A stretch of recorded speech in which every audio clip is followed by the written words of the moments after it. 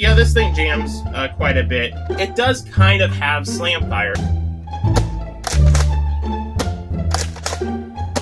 It's a really good design and the best part of the blaster. Hello everyone, BrickSource27 back to you with a brand new review. Nerf N Series has been a mixed bag for a lot of people. I think I've said that multiple times because, yeah, it's true.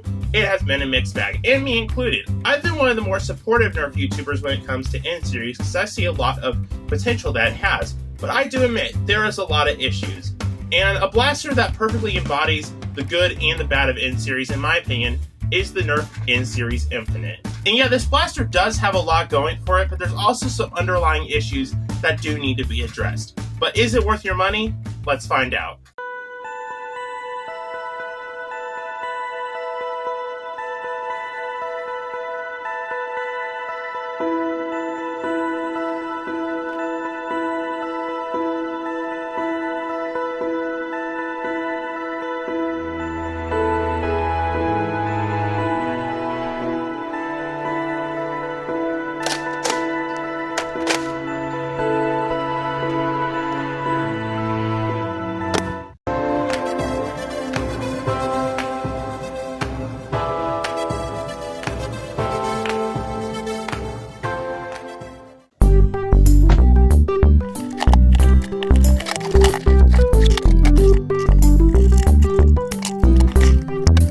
Included is the blaster itself, 40 round magazine, or technically it's a chain, but it's also a clip.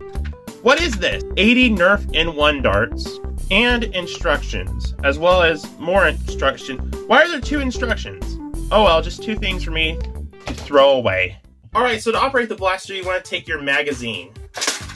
Or is it a clip? Because technically, you load it from like you load it like this. You kind of, I don't know what this is. I know I'm getting sidetracked, but we should probably name this. So think of a name that combines clip, magazine, and belt. I need all three in the name, and once you do that, I will make that the official name, and Hasbro can't do a thing about it. But loading this thing is super easy. You simply take your N1 darts, and you just put them in like that. Little to no effort whatsoever. This is one of the best, no, scratch that. This might be the best loading system I've ever seen for a mag because of how simply just easy it is to top off, and you can shake it, do all you want. They will not come out. They stay in there. I think that's so cool. I think this loading system is the best part of the blaster.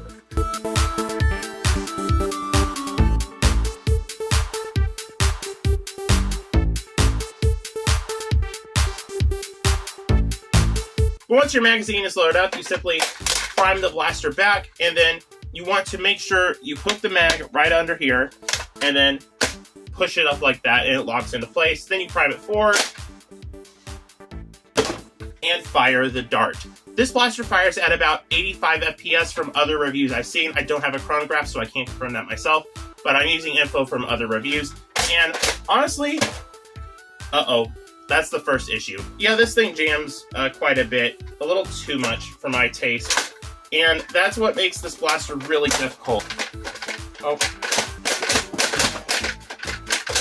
It does kind of have slam fire. It's just really hard to do because there's a lock in there that kind of prevents you to do it. So you have to hold the trigger a certain way to do slam fire. Now, once you take this lock out, it slam fires like a dream. I've seen other people do it. I plan on doing it to this blaster as well. But before I continue to rant about the jamming and the darts and stuff, let's talk about the blaster itself.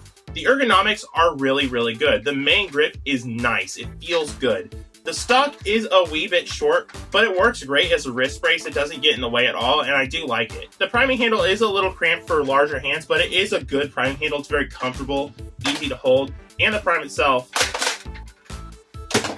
is really smooth. Up at the front, no in-strike barrel lug. They could do one, but they don't do it.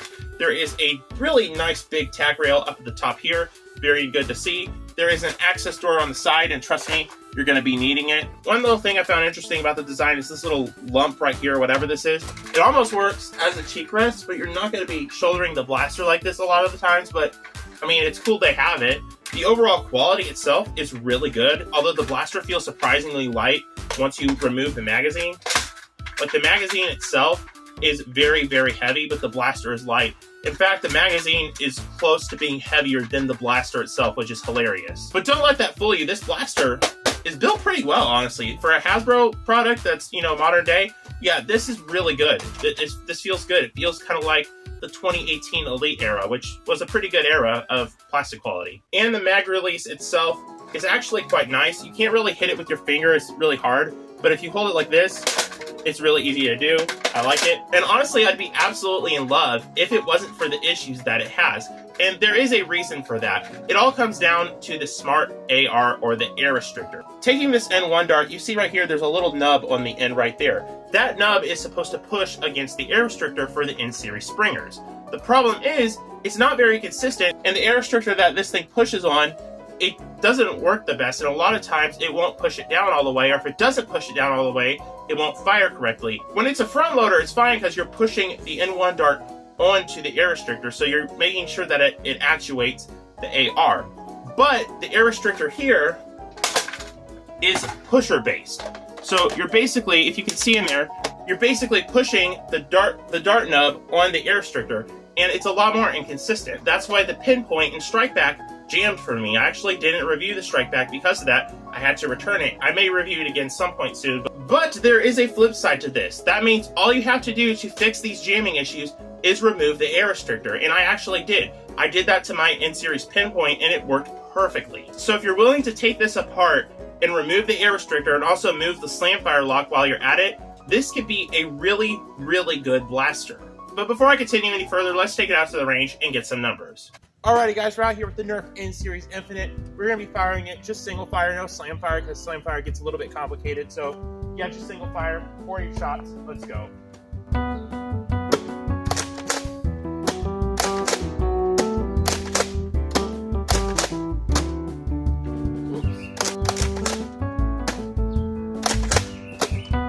We're getting a lot of jams, that's for sure.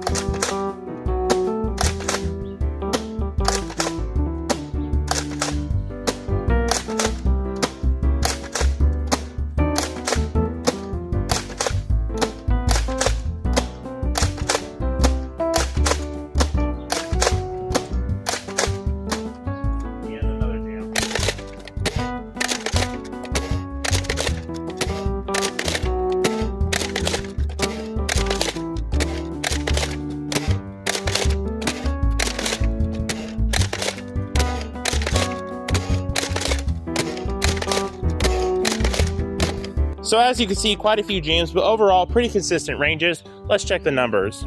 We have 4 rounds here, landing at exactly 42 feet.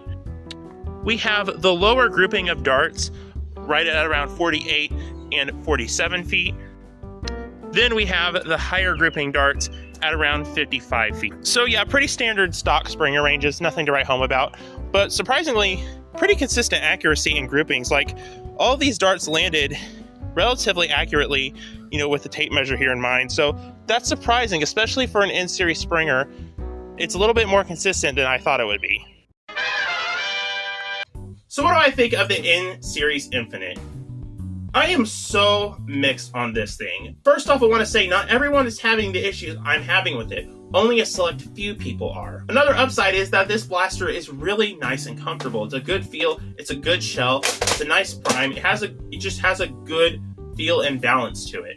But overall, the best part of this blaster is this magazine system. To be able to load darts on the side like this on the go, with the, you know, the side exposed here. There's also dart storage on the front, which is nice. You can have reserves here. You can have darts on the side. You could literally scavenge ammo, and like the name says, it's the infinite. You literally have infinite ammo, assuming that your battle is using N1 darts that you can scavenge from the ground. So I want to see this adapted to standard darts, or a more refined blaster use this system. It would be really cool to see a motorized version of the Infinite that took this style of magazine, actually preferably the same one so they could be cross-compatible. It's a really, really good design and the best part of the blaster. And if it weren't for the constant jams and issues, I would have to give this a very, very high recommendation. But I can still give it a high recommendation if you're willing to mod it. If you're not up to taking it apart, removing the air restrictor and that slam fire lock, then I would say don't get it unless you really, really want it and you're willing to take the risk that it might, you know, work. Otherwise, yeah, I kind of give a middling recommendation to this, and I hate to say that because this is a blaster I was really hyped for. Overall, it's a very middling blaster. It has a lot going for it, but I'm personally going to give it a 6 out of 10. But with that being said, thank you so much for watching. I hope you enjoyed this review. Another N-Series review. It's been a while since I've done one. I don't think I'll do any more reviews of the older ones. I'm probably just going to review the newer ones that are coming out. But I'll see y'all in the next one. Bye-bye. My junk drawer, my junk drawer. So many things I don't know what they're for, but I won't let it go. No, I will add more useless little things to my junk drawer.